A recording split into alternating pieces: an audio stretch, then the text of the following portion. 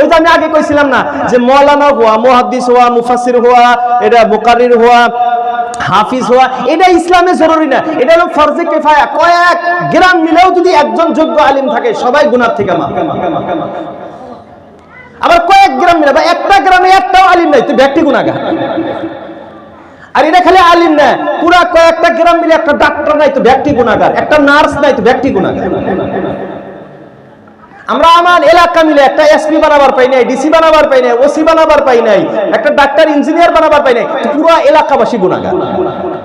তার মানে মৌলানা মুফতি হওয়াও ফরজে কিফায়া, ডাক্তার ইঞ্জিনিয়ার হওয়াও ফরজে কিফায়া, এটা ফরজে আইন না। কিন্তু জানাজার লেভেল পর্যন্ত জ্ঞান এটা প্রত্যেক জনের জন্য ফরজে আইন। তাহলে এই লেভেল পর্যন্ত শিক্ষা দেওয়া লাগবো তো না লাগবো না? সবাই বলেন না লাগবো কি লাগবো না? তো মুহতারাম দোস্ত আজিজ, বলতেছিলাম কি যে একজন মুসলমান সে যদি বলে যে আমি কোরআন জানি না, তাহলে সে মুসলমান দাবি করে। মুসলমান বলতে তাকে কোরআন পড়া জানতেই হবে। এই পৃথিবীতে একদল মানুষ আছে যাদের ব্যাপারে আল্লাহ নিজে ঘোষণা দিয়েছেন যে এরা কোনোদিন কোরআন পড়বে না, আর এরা কোরআন বুঝবেও না, এদের অন্তরের ভিতরে কোরআন ঢুকবে না। আল্লাহ বলছেন কেন? বলে আল্লাহ বলেন যে আমি নিজে এদের অন্তরটাকে তালা মারছি, সিল প্যাক করছি, এদের ভিতরে আর কোরআন যাবে না। এই দলটা কারা? আল্লাহ বলেন এটা হলো কাফের মুশরিকদের দল। ইন্নাল্লাযীনা কাফারু সাওয়াউন আলাইহিম আআযারতাহুম আম লাম তুনযিরহুম লা ইউমিনুন। আল্লাহ রাব্বুল আলামিন বলেন ইন্নাল্লাযীনা কাফারু, অবশ্যই যারা আল্লাহ রাব্বুল আলামিনকে অস্বীকার করেছে, নাস্তিক হয়ে গিয়েছে, আল্লাহর সাথে শিরক করেছে, বেঈমান হয়ে গেছে, সাওয়াউন আলাইহিম, তাদের জন্য সমান সমান। কি সমান সমান?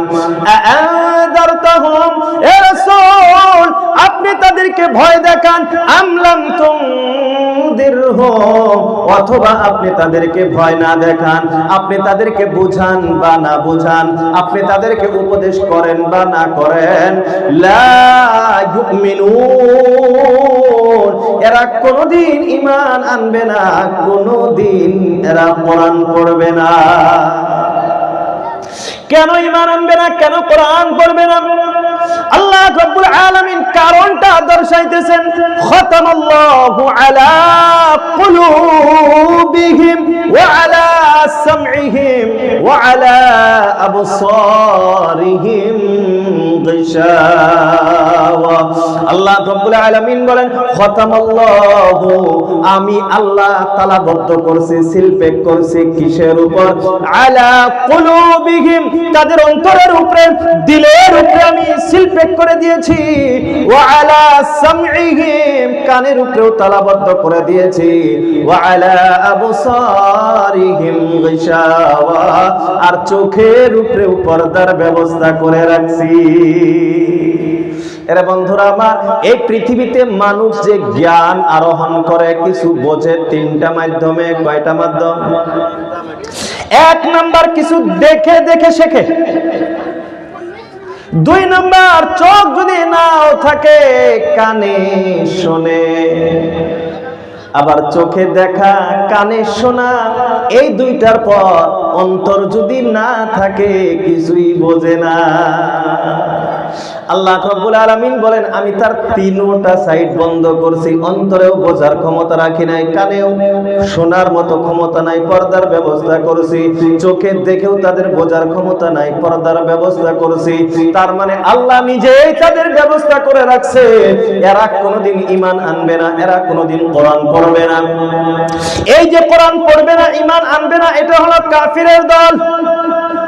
আল্লাহ রাব্বুল আলামিন এখন ঈমানদারদেরকে ধমক দিয়ে বলে আফালা ইয়াতাদাব্বারুনাল কুরআন, আম আলা কুলুবিন আকফালুহা। আল্লাহ রাব্বুল আলামিন বলেন আফালা ইয়াতাদাব্বারুনাল কুরআন। এরা মুসলমান, কোরআন নিয়ে কেন গবেষণা করো না? কোরআন নিয়ে কেন চিন্তা চর্চা করো না? কোরআন নিয়ে কেন আলোচনা বিলোচনা করো না? কোরআন কেন তোমরা শেখো না? কোরআন কেন পড়ো না? আম আলা কুলুবিন আকফালুহা, নাকি তোমাদের অন্তরটাও সেই কাফিরদের মতো তালাবদ্ধ হয়েছে? কে প্রশ্ন করতেছে? সবাই বলেন না কে? আল্লাহ। আল্লাহ কয় যে আমি তো কিছু মানুষের দিল তালা মারছি, এরা কোরআন পড়বো না। এরা মুসলমান, তোমরা যে কোরআন পড়ো না, তোমরা যে কোরআন বোঝো না, তোমারও কি অন্তর তালা মারা? যদি কও যে হ্যাঁ হুজুর আমার অন্তর তালা মারা, তাহলে তুমি মুসলমান? কথা কয় না মুসলমান? বুঝা গেল কি? এই আয়াতের ব্যাখ্যায় বোঝা যায় একজন মুসলমান আর সে কোরআন পড়তে পারে না, সে মুসলমান হইতে পারে না। না বাইতে যায় রে, দুইজনে পরামর্শ করে তারপরে পেন নাকি? কোরআন না শিখলে, কোরআন না পড়লে, কোরআন না বুঝলে মুসলমান হওয়া যায় না। আমরা কোরআন পড়বো তো ইনশাআল্লাহ। সবাই বলেন না কোরআন পড়বো তো ইনশাআল্লাহ। আল্লাহ রাসূল আল্লাহর হাবিব বলেন কুন আলিমান আও মুতাআল্লিমান আও মুস্তামিআন আও মুহিব্বান ওয়ালা তাকুনিল খামিস। আল্লাহ রাসূল আল্লাহর হাবিব বলেছেন এক নাম্বার তোমার উম্মতিরা কুন আলিমা, তোমরা আলিম হও। আলিম হওয়া যদি তোমার সময় না হয়, মুতাআল্লিমান আলিমের ছাত্র হও। এটাও যদি না হয়, মুস্তামিআন আলিমের কথা শুননেওয়ালা হও, আলিমের বক্তব্য শোনো। এটাও যদি তোমার সময় না হয়, আও মুহিব্বা আলিমকে ভালোবাসো, আলিমকে মোহাব্বত করনে वाला হয়ে যাও। ওয়ালা তাকুনিল খামিস, পাঁচ নাম্বারটা হয়ো না আলিমের শত্রু হয়ো না, আলিম বিদ্বেষী হয়ো না। ফাতাহলিকু দুনিয়া ও আখিরাতে, তুমি বরবাদ হয়ে যাইবা। তো কোরআন ওয়ালা আমাকে আপনাকে হইতে হবে, কোরআন ওয়ালাদেরকে মোহাব্বত করনে वाला হইতে হবে। কোরআন ওয়ালা সারা কাজ। আল্লাহ রাসূল আল্লাহর হাবিব সাল্লাল্লাহু আলাইহি ওয়াসাল্লাম বলেন খায়রুকুম মান তাআল্লামাল কুরআনা ওয়া আল্লামা। আল্লাহ রাসূল আল্লাহর হাবিব বিশ্বনবী সাল্লাল্লাহু তাআলা আলাইহি ওয়াসাল্লাম ইরশাদ করেন খায়রুকুম, তোমাদের ভিতরে উত্তম মানুষ, তোমাদের ভিতরে শ্রেষ্ঠ মানুষ, মান তাআল্লামাল কুরআন, যে নিজে কোরআন শেখে, ওয়া আল্লামাহু, আর অপরকে কোরআন শিক্ষা দেয়। আল্লাহ রাসূল আল্লাহর হাবিব বলেন যে কোরআন শেখে এবং শিক্ষা দেয় এরা হলো সমাজের শ্রেষ্ঠ মানুষ, কিন্তু বাস্তবতা হলো একেবারেই উল্টা। বাস্তবতা একেবারে উল্টা। আল্লাহ রাসূল বলেন যারা কোরআন শেখে, কোরআন শেখায়, এরা হলো উত্তম, এরা হলো শ্রেষ্ঠ। আর আমাদের নজর হলো, আমাদের ধারণা হলো যারা কোরআন পড়ে, কোরআন পড়ায়, এরা হলো সবচেয়ে তুচ্ছ, এর চেয়ে আর নিচের মানুষ নেই। আছে না এই স্বভাব আমাদের? আছে না? অনেক জেনারেল শিক্ষিত মানুষ আছে, আল্লাহ মাফ করুক, মানে সব শিক্ষিত না, যারা বুদ্ধিজীবী নিজেকে নিজে মনে করে যে আমরা বুদ্ধিজীবী। আছে না কিছু বুদ্ধিজীবী? আপনার সন্তানকে মাদ্রাসায় দিবেন, তোমার সন্তান মাদ্রাসায় দিলাম কি করে খাবো? কি কয়? সন্তান মাদ্রাসায় দিলাম কি কইরা খাবো? মনে কয় রিজিক অতি লেহে দিব, তারপরে রিজিক পাবো, তাছাড়া রিজিক নাই। রিজিকের মালিক কে? সবাই বলেন না কে? আরো জোরে বলেন না কে? وما من دابة في الأرض إلا على الله رزقها। আল্লাহ রাব্বুল আলামিন বলেন শুধুমাত্র মানুষ না, এই পৃথিবীতে যত প্রাণী আছে ইল্লা আলাল্লাহ, আল্লাহর দায়িত্ব রিজকুহা, তাকে রিজিক পৌঁছানো। আল্লাহ রাব্বুল আলামিন বলে পৃথিবীর প্রত্যেকটা প্রাণীকে রিজিক দেওয়ার দায়িত্ব হলো আমি আল্লাহর। শিক্ষিত হইলে বেশি রিজিক পাওয়া যায়, এটা কি কোনো জায়গায় লেখা আছে? ডাক্তার ইঞ্জিনিয়ার হইলে রিজিক পাওয়া যায়? মেলা ডাক্তার ইঞ্জিনিয়ার আছে, চা খাওয়ার টেহা নাই। না এমন নাই ডাক্তার ইঞ্জিনিয়ার নাই, অনেক মাস্টার প্রফেসর আছে, দেখেন গা ঋণ হইতে হইতে বাজারে যাইতে ডরায়, মোবাইল সুইচ অফ করে থাকে। নাই কথা কয় না।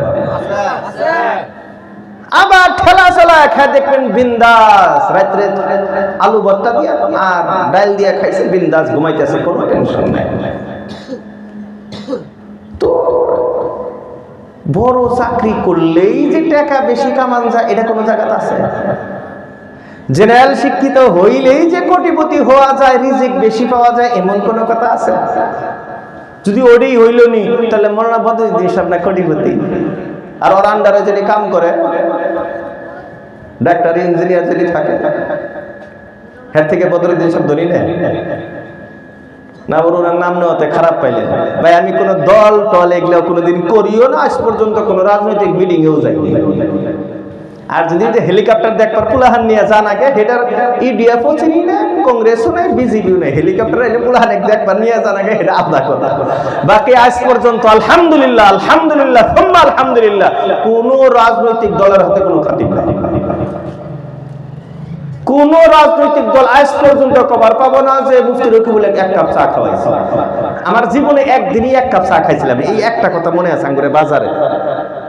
তাও আমি কমাস কম কতবার আল্লাহর কাছে তওবা করছি। আল্লাহ আল্লাহ আমাদের হেফাজত করুক, সবাই বলি আমিন। তো রিজিক এটা আলাদা একটা জিনিস, আল্লাহ কাকে কোন সময় কেমনে দিবে কেউ জানে না।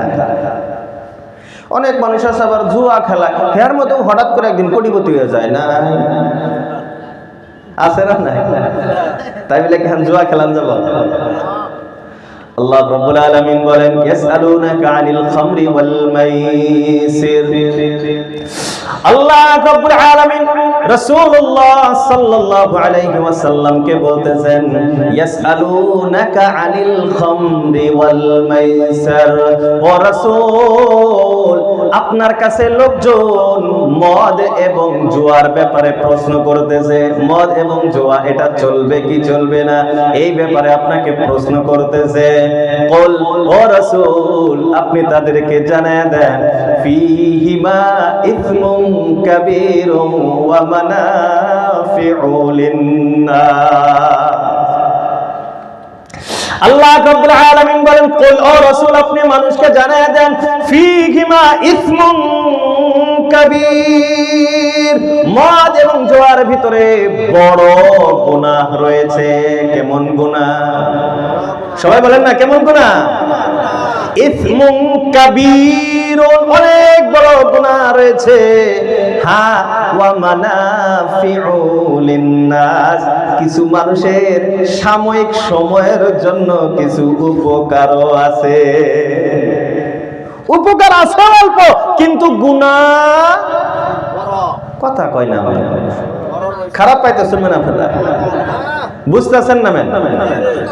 আল্লাহ, আমার বয়ান কম, ক্লাস বেশি, এটা মনে রাখবেন। আর আমার বয়ান ইউটিউবে যারা দেখছে তারাও এটা কভার করবে। আমার বয়ান কম, ক্লাস বেশি, কারণ আমি তো মাদ্রাসার সাথে জড়িত, শিক্ষকতা করি আলহামদুলিল্লাহ, হাদিস কোরআনের কিছু দরজ পড়াই। তো আঙ্গুর অভ্যাস হয়ে গেছে গা, আমি কোনো নতুন কিছু বয়ানও করি না। ওই যে ক্লাসে যেগুলো পড়াই সেইটাই এসে খালি আপনি করে কই। পার্থক্য কি ক্লাসে সুর ছাড়া এনে আবার অল্প চিনি টেনি মিশে কর নাকি, এইখানেই পার্থক্য। ক্লাসেও মাঝে মাঝে পুলাহানে কয় হুজুর আল্লাহ দেন, তো মাঝে মাঝে ক্লাসেও সুর দিয়ে কই, মানে যে অভ্যাস আছে না একটা কথা। তো যাই হোক মুহতারাম দোস্ত আজিজ, রিজিকের মালিক কে? আরো চিৎকার দিয়ে বলেন না কে? আলিম হইলে রিজিক পাবো না, এটা কারা কইছে? আলহামদুলিল্লাহ, আমি তো দেখি বা আপনাদের নজরে এই কথা আছে, উলামায়ে কেরাম খালি হাফিজ এও তো জেনারেল মানুষের থেকে ভালো খায় না। কোন হুজুর আমরা খাওয়াই তাই খাই, খাওয়ান কে? কথা আছে না? ওই জন্য যে এক কবি কইছে, গুসা না কর आमदे मेहमान पर, शिकवा ना कर आमदे मेहमान पर, रिज़्क अपना खा रहा है तेरे दस्तरखान। মেহমান আইলে ওয়া শিকওয়া করো না, অভিযোগ করো না, কারণ তার নিজের রিজিক সে নিজেই খাইতেছে, শুধুমাত্র তোমার দস্তরখানে বসে খাইতেছে। যার যার রিজিক সে খায়। আমাদের পড়ার জমানার মুফতি ফারুক মাদানী সাহেব একটা ওয়াকিয়া শোনাইছেন। একজন বাচ্চার নাকের ভিতরে ধান গেছে, ধান কাম করতেছে কিবা কিবি, গ্রামের মানুষ, নাকের ভিতরে ধান গেছে। ইন্ডিয়ার বিভিন্ন ডাক্তারের দেখাইছে ফেল, কামাই না, অপারেশন করা হবে। নাকের বাচ্চা একবার, মানে একবারে ছোট বাচ্চা, ইন্ডিয়াতে কেউ কোনো ডাক্তার সাহস পায় না এই অপারেশন করবার। নিয়ে গেছে লন্ডন, আত্মীয় আছে, লন্ডন নিয়ে গেছে। তোনে যাওয়ার পরে যাই হোক ডাক্তার দেখাইছে, ধরুন কালকে সকালে অপারেশন হবে, একদিন সময় দিছে। আজকে সকালে কি হয়েছে, হঠাৎ করে বাচ্চাটার হেঁচি আল্লাহর তরফ থেকে আইসে না, ছোট বাচ্চার সর্দি টর্দি লাগছে, হাঁচি যে দিছে দান বাড়ায় গেছে। ও দান বাড়ানোর হাতে হাতে মুরগি একটা বুগলা ছিল, খায় বলেছে। আল্লাহ আমার উস্তাদ কয় এই দানটা এটা আসলে এই মুরগির রিজিক আসলে, যেটা ইন্ডিয়া থেকে লন্ডন যায় আল্লাহ রিজিক পৌঁছায় দিছে। আল্লাহ কার কোন সময় কোন জায়গায় রিজিক দিবেন আল্লাহই জানে, আপনি কেউ জানি না। আপনি ভাববেন যে আজকে আমি বাড়ির মুরগি পোলাও টোলাও বানাইছি ঠিকছে খামু, এমন ফোন আইছে দেখবেন যে সারাদিন নুন দিয়ে ভাতও জ্বলে নাই। আবার কোন জায়গায় গেছেন আপনার খাবার কোনো ইচ্ছাই নাই, গেছেন এমনি কিবা একটা কামে গেছেন, দেখবেন যে আমার মোরগ পোলাও বানায় খেয়ে দিচ্ছে। হয় না এমন?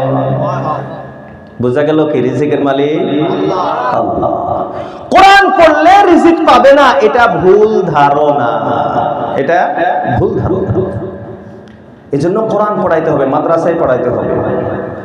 এখন কবেন যে হুজুর মৌলানা, মুফতি, মুহাদ্দিস, হাফিজ এগুলা হওয়া কি কোনো জরুরি? আমি বলবো যে জরুরি না। আমি মুফতি সাহেব বলতেছি, মৌলানা হওয়া, মুফতি সাহেব হওয়া, মুহাদ্দিস হওয়া, হাফিজ হওয়া এটা কোনো জরুরি না, কিন্তু মুসলমান হওয়া জরুরি, মুসলমান হওয়া জরুরি। আল্লাহ রাসূল আল্লাহর হাবিব বিশ্বনবী সাল্লাল্লাহু আলাইহি ওয়াসাল্লাম বলেন, তালাবুল ইলমি ফরিদাতুন আলা কুল্লি মুসলিমিন ওয়া মুসলিমা।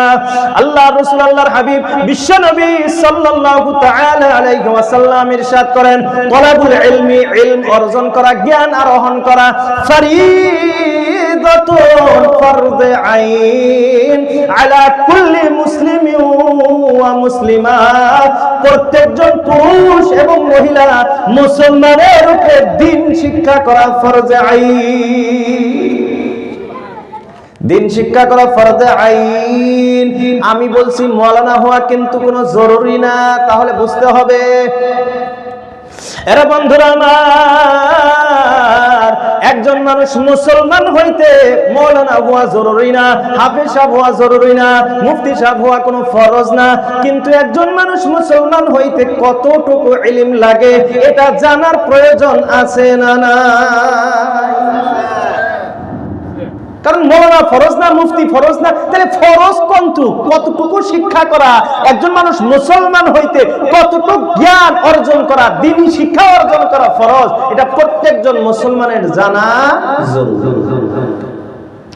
এরা বন্ধুরা আমার, এই কতটুকু ইলম শিক্ষা করা ফরজ এটা শুনতে হইলো অন্য একটা হাদিসের দিকে যাইতে হবে।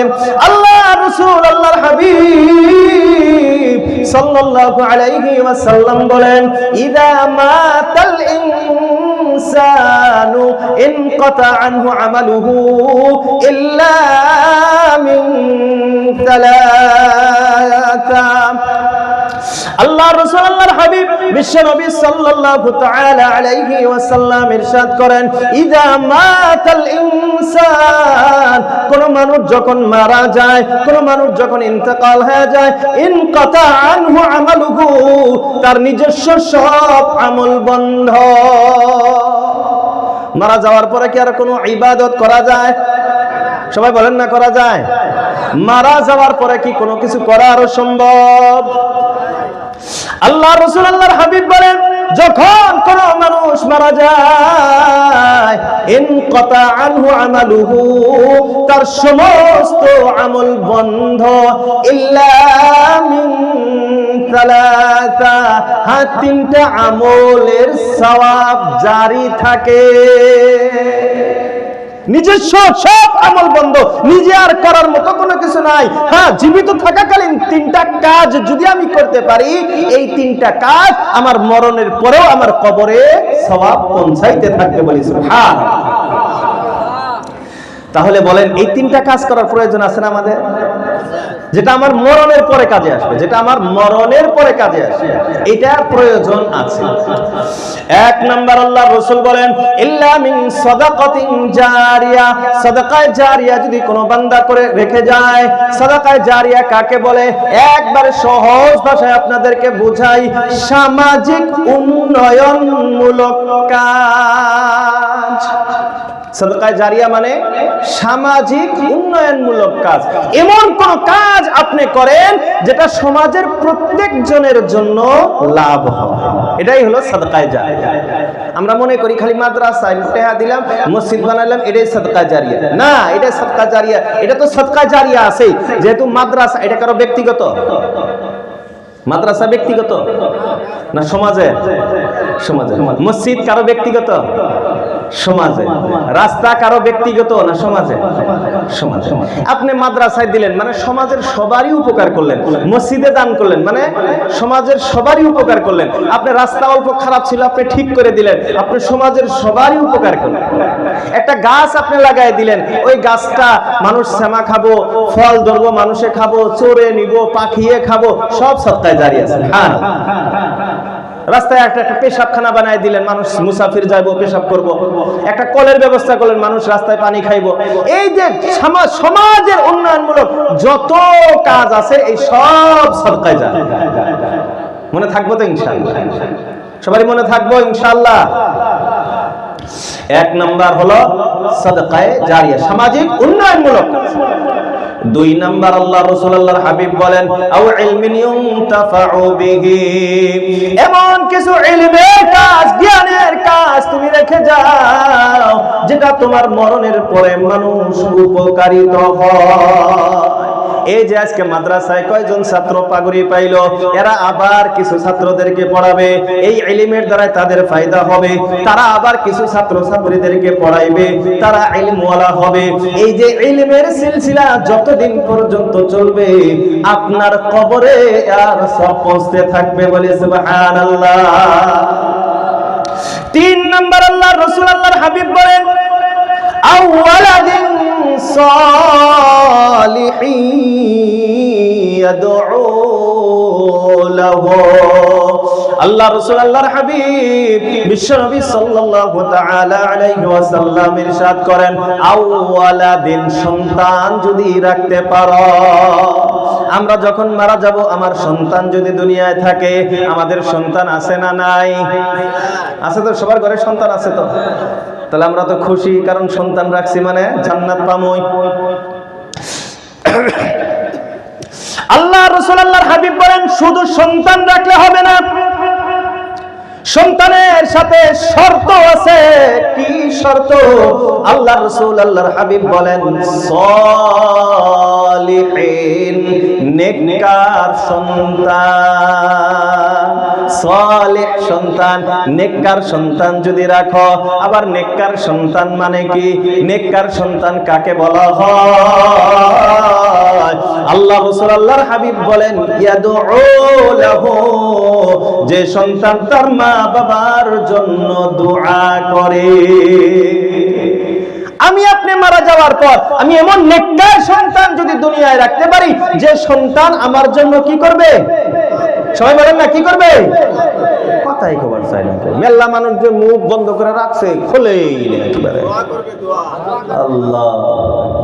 এটা তো দরকারি কথা, জানা লাগবে না? এটা জানলে সন্তান জয় মুসলমান বানাবার চেষ্টা করবেন নাকি? তো আল্লাহ রাসূল আল্লাহর হাবিব বলেন এমন নেককার সন্তান দুনিয়াতে রাখো, ইয়াদউ লাহু, যে নেককার সন্তান মা বাবার জন্য দোয়া করে। এখন এই দোয়া আমাকে আপনাকে বুঝতে হবে কোন দোয়ার কথা আল্লাহ রাসূল বলছেন। এই যে দোয়া করে, এই দোয়া বুঝতে হবে। আমরা অনেকে মনে করি আমি মারা যাবো, আমার সন্তান তো ডাক্তার ইঞ্জিনিয়ার, এটা ওটা কোটি টাকা কামাই করে মাদ্রাসার 10 জন ছাত্র হাফিজি ছাত্র দাওয়াত দিয়ে আইনে বাড়িতে দোয়া করে দিব, দোয়া হয়ে গেল। এই দোয়া সবাই বলেন এই দোয়া? হ্যাঁ, তাহলে কোন দোয়া? আচ্ছা, এই এলাকার মানুষ টানুষ কি মারা যায়? কথা কয় না, মারা যায়? আল্লাহ। আচ্ছা, মানুষ যখন মারা যায় তো জানাজা টানাজাও তো হয় না? হয় না? এই যে জানাজা, এটা নামাজ না দোয়া? সবাই বলেন না দোয়া। জানাজাটা কিন্তু নামাজ না, এটা দোয়া। দলিল, আমরা যে নামাজের নিয়ত করি তখন কি কই? নাওয়াইতু আন উসাল্লিয়া, আমি নামাজের নিয়ত করলাম। আর যখন জানাজার নিয়ত করি তখন আমরা বলি নাওয়াইতু আন উআদ্দিয়া, আমি আদায় করার নিয়ত করলাম। কিসের আদায়? আরবাআ তাকবীরাতিন, 4 বার আল্লাহু আকবার বলার নিয়ত করলাম। আবার আছে ওয়াদুআউ লিহাদাল মাইয়িত, আমার সম্মুখে যে লাশটা আছে, আমার সম্মুখে যে মাইয়াতটা রাখা আছে, এই মাইয়াতের জন্য দোয়া করার নিয়ত করলাম। বুঝা গেল কি? জানাজা নামাজ না, জানাজা হলো দোয়া। এখন এই আগের হাদিসের সাথে এই জানাজাটাকে মিলিয়ে নেন।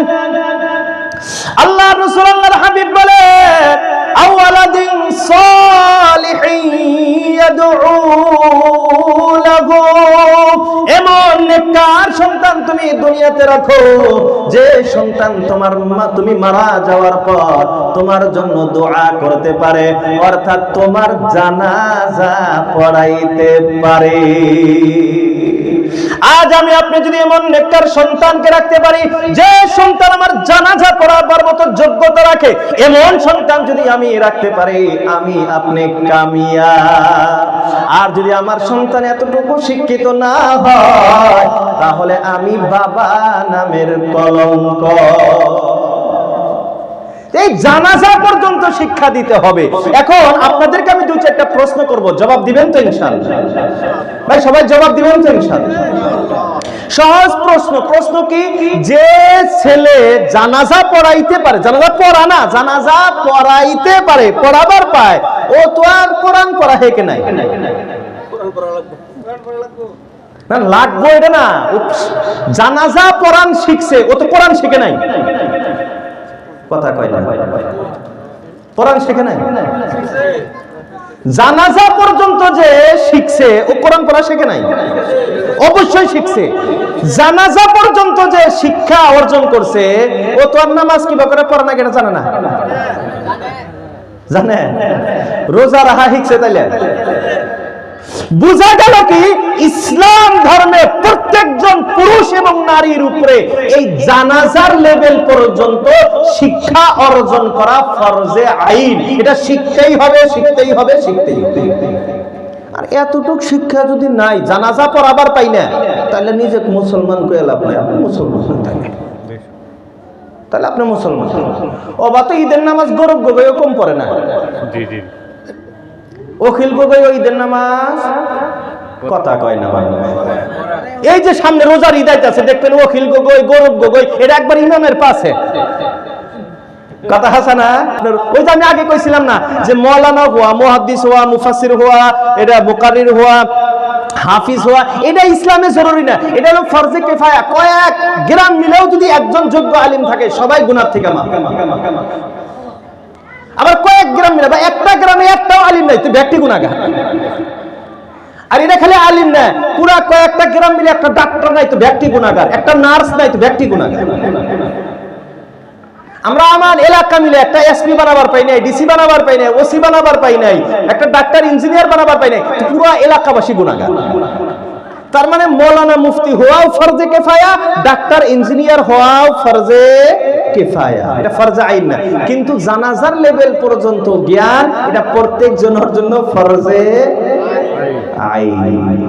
তাহলে এই লেভেল পর্যন্ত শিক্ষা দেওয়া লাগবো তো না লাগবো না? সবাই বলেন না লাগবো কি লাগবো না? এই জন্য আমি প্রায় জলসাতেই একটা কথা বলি যে আপনার সন্তানকে আপনি ডাক্তার বানাবেন, ইঞ্জিনিয়ার বানাবেন, ঠিক আছে মাশাআল্লাহ, ইসলাম তো আপনাকে শিক্ষা নিতে বাধা দেয় না। ইসলাম বাধা দেয়? সবাই বলেন না বাধা দেয়। ইসলাম তো আর আপনাকে উৎসাহিত করে, আপনি শিক্ষিত হন, সমাজে আপনার প্রয়োজন আছে। একদম সিম্পল একটা উদাহরণ আপনাদেরকে দেই। আমাদের প্রত্যেকের ঘরে মা বোন আছে না গো?